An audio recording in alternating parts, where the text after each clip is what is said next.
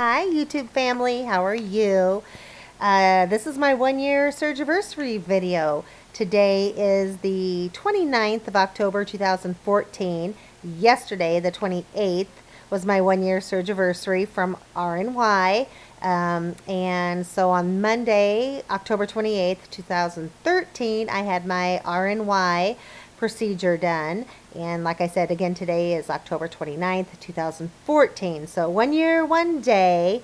If you've watched my most recent videos, you know kind of where my goal was for my 1 year Surgeryversary, and I'm not there, but I want to celebrate what I have done overall, and not that I'm, missed kind of my own personal 1 year goal.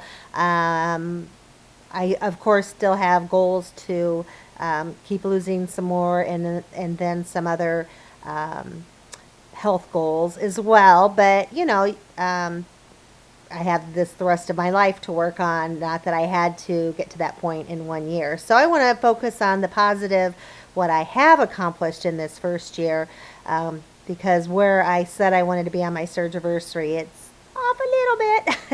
So anyway, my highest recorded weight was 309, and that was in the summer of 2012. That was a huge eye-opener. We had not had a scale in the house for a couple of years prior to that. Our scale was one that, it was like a dial scale, and it seemed to always be off, and I kept adjusting it to try to be right on zero, and anyway, and it got rusted underneath, and so I had tossed it. I don't remember exactly when. So in my own head, I knew I was overweight, obviously, but in my own head, I thought upper twos, which, I wasn't happy with, obviously. But when I went to the doctor in 2012 and it was 309, I about fell over. And so the next day, I went out and I did buy a scale, a nice digital scale. And I knew I was out of control. I knew that prior to that, but I knew I'm going to need help. And I knew that deep down. It was just my wake-up call. So things take a process. You really have to work on it mentally. And so in January, I went to a meeting for the local weight loss management center through the hospital. And in late January, early February, I had my first appointment with the center. And usually it's like a 6-month process with them and your insurance company. So I was thinking in the summer of 2013 is when I would have the procedure, but it took a little bit longer. At the time, it felt like a long time, but it ended up, being late October to get through all the hoops that the insurance company required and so forth. So anyway, in between that period of time, day of surgery, I was 263. So I was down 46 pounds from my highest recorded weight to surgery date. And right now I'm in the upper 170s. 2.5 weeks ago, I saw 173, and I'd hoped to tip into the 160s before my Surgeryversary, but I'm tipped up a little bit, and that's where I'm kind of at right now. And I think I kind of know why. And I have a doctor's appointment next week for my 1 year Surgeryversary, and I'm going to talk to him about it. I think I had mentioned in my most previous or recent video that I had been having hypoglycemic episodes again. I'd had them prior to the surgery on a regular basis, then I didn't, but they're creeping back into my life again, and several times a week right now. For those of you who don't really know what that's like, it's, a quick drop in your blood sugar. And I cannot find a definite trigger for it. Sometimes it comes on not long after I've eaten, and sometimes if it's been several hours, it comes on. Then that makes more sense to me. But I can't find a definite trigger for it. But all of a sudden, literally, like, I will be fine one moment, and then I'm not fine, as far as you feel it coming on, but it comes on very quickly. all of a sudden my whole body will break into a sweat. And I mean my whole body. Like my clothes will get wet. My back, my front, my pants, and I'll have sweat, dripping down the side. It's a full-on body sweat.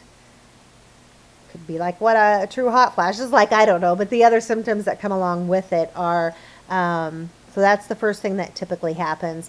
Then I mean I begin to feel really weak. I'll shake. My hands will start shaking like this. If I don't react to it right away as far as start getting some food in, I've gotten to the point before where it affects confusion, it affects my speech. I can have slurred speech. This is what happens to me if I'm out and about and I have to get to food versus if I'm home and I just have to get to my kitchen. So it's not a good thing. If I'm alone, I will,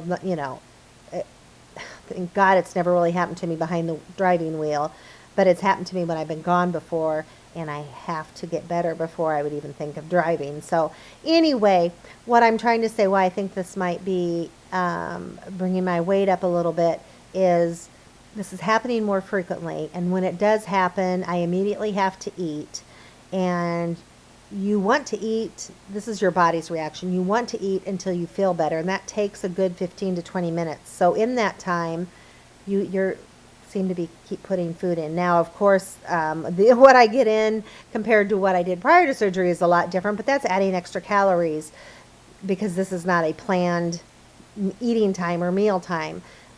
So I've done things like, okay, I'll eat a yogurt, and then I may get a piece of toast. Usually those are the two things I do, first of all.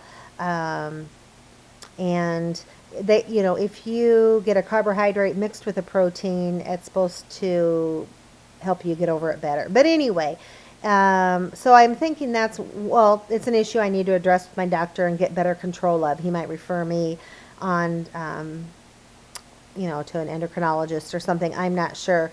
I did take my blood sugar when it happened the other day, and it was down to like 45. Anything below 70 is when, either below 70 or below 60 is when it starts to become dangerous. But definitely in the 40s is getting down there where, it can really start causing a problem. I mean, untreated people can go into a coma-like state, and even worse if left untreated. So, if you have this, make sure people around you are aware it happens to you sometime and have them help you. All right. So those are things I need to address on my immediate health to get better control. I also, this month, have been enjoying some fall treats that I need to back off on. I kind of had mentioned before my family wanted things around things I had not been buying because of what I was going through. They kind of said, well, just because you can't doesn't mean we can't. So I had been doing some traditional fall goodie shopping, and I have indulged too much. So I got to work on that because it's better if I don't have it in the house, but if I have it in the house, I got to get better control. And what I'm referring to would be the Halloween Oreos, like caramels, and the candy corn that you can mix in with popcorn. I've been having some of that. So a little bit is okay, but I've had more than I should. So okay, so those are the demons I've been fighting. But anyway, overall, I'm down at least 130 plus a little bit. And that is awesome. So overall, my life has changed a lot. I need knee replacement in both knees, but amazingly, this surgery has reduced my knee pain so much. It's buying me time. My knees won't repair themselves, obviously, but I am so thrilled in the less amount of pain that I do have.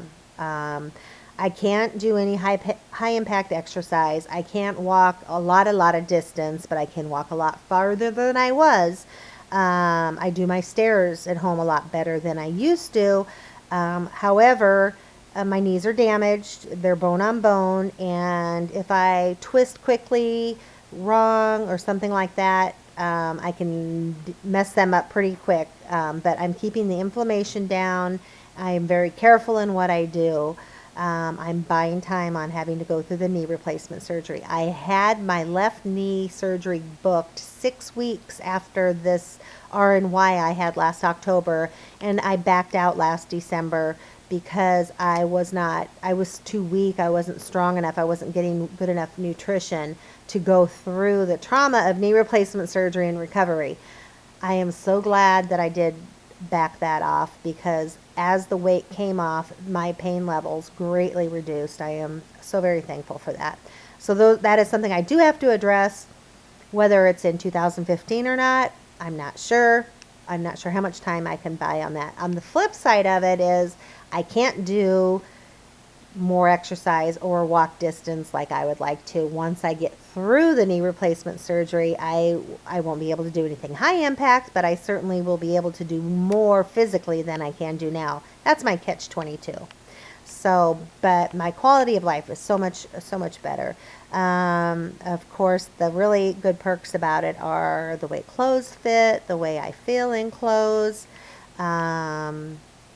You know, you just feel so much better about yourself. But it's a brain, what do I want to say? It messes with your brain, because I am the same person, and I can go about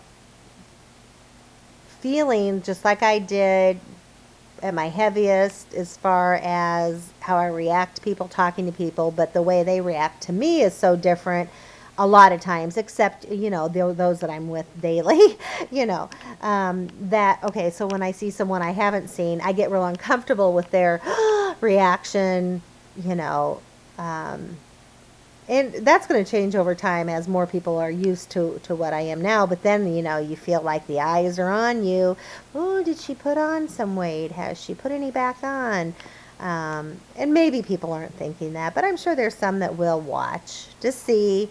So, you know, but I don't want to face that. So I got to get control of all these issues, my blood sugar, hypoglycemic issues, eventually my knees, so I can be more active. And then, you know, this thing about what to have in the house, what not to have in the house. If I have stuff in the house I shouldn't, do I avoid it completely? Do I have a little? But then you know how that is, like, you know, like people who drink excessively, or people trying to give up cigarettes. You know, sometimes it's hard to just have one, you know, one of this, one of that. You start with one, then you want two and three. It's the same sort of mind thing, you know, overeating, over drinking, over, you know, smoking. You know what I mean? It's a similar issues to get through, very human issues. People use different things in their lives to comfort themselves. And this one, you know, food comforting isn't illegal. And, you know, you can eat most places, and, you know, anyway. Still a lot to work through for those of you who are either pre-surgery or post-surgery, but not a year out or this far out. Things, you know, as your body loses massively, other things, other adjustments, other thought processes, you're still in the works trying to get that all worked out up there in your head too. And this is going to be for the rest of our lives. It's not all of a sudden going to be easy. These decisions are all, well, you know, every day. What am I going to put in my mouth every day? What am I going to eat every day? What type of activity level am I going to have every day? Same for anyone trying to, you know, avoid alcohol, or, you know, avoid, you know, if they were a smoker, avoid smoking again. Same sort of things, you know, it's not a perfect world. It never will be. And, oh my goodness. As I'm saying not a perfect world, I dropped the camera and you just did a flip. I hope I'm not upside down now. I'll see when I take a look at it. But not a perfect world, and it's something that we're going to work on daily the rest of our lives. So anyway, oh, tomorrow we have trick or treat in our town on the 30th. But then the town that's over from us has it on Friday the 31st on Halloween. So kids in our area can actually hit up 2 nights in a row. I have not bought the trick or treat candy yet because I didn't want that temptation in front of me. So that's a good thing. I have to go out tomorrow and buy it. So trick-or-treating tomorrow night. Then we'll be on to the upcoming Thanksgiving holiday. But we'll talk about that another time. So anyway, happy anniversary, Surgeryversary to Gastric Tiger. Him and I had our surgeries the same day, I believe. And Lacey, I believe you were 5 days ahead of Scott and I. Happy Surgeryversary to you as well. You all have done marvelous. And I'm going to learn more about editing on, I mean, I don't edit. I just put the video up. I need to put in like some still shots. So like a before and after and all that sort of thing. And I don't have like, I have a Facebook page and an Instagram page, but they're like just me. It's not separate to the RNY. And I don't really put a lot of this out there very much, so I don't put, I don't talk about it out on those pages a lot. I don't give numbers. I have, you know what I mean. So I'm not going to post a before and after picture on there. People who know me, they know my before and after. So, and I don't want them to remember the before too much, right? But I want to learn how to add that in, you know, some still shots. That would be fun. All right, everyone, have a safe and fun Halloween, and eat an apple. Try to do it without the caramel, right? All right, happy Halloween, and I will be talking to you sometime in November. Thank you. Bye-bye.